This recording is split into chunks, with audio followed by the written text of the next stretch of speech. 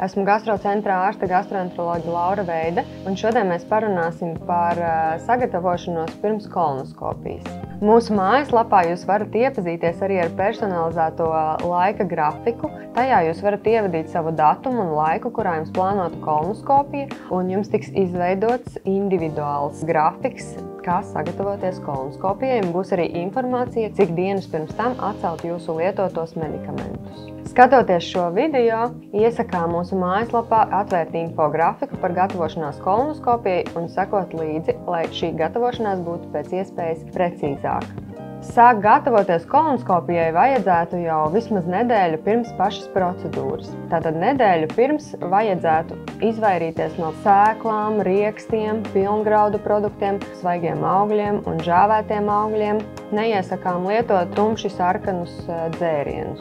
Nedēļu pirms kolonoskopijas drīkst ēst baltmaizi, makaronus, rīsus, gaļu, olas un zivis.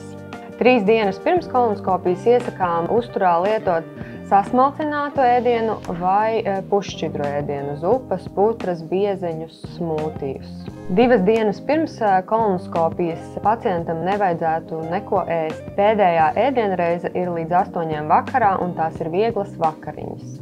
Dienā pirms kolonoskopijas ēst vairs nedrīkst, bet drīkst lietot tīru ūdeni. Dienā pirms kolonoskopijas 6 vakarā ir jāuzsāk lietot zarnas tīrīšanās līdzeklis. Un šobrīd par efektīvāko tiek uzskatīta dalītā schēma. Tātad 6 vakarā tiek uzsākta pirmās devas lietošana, un tā tiek izdarta 2 stundu laikā.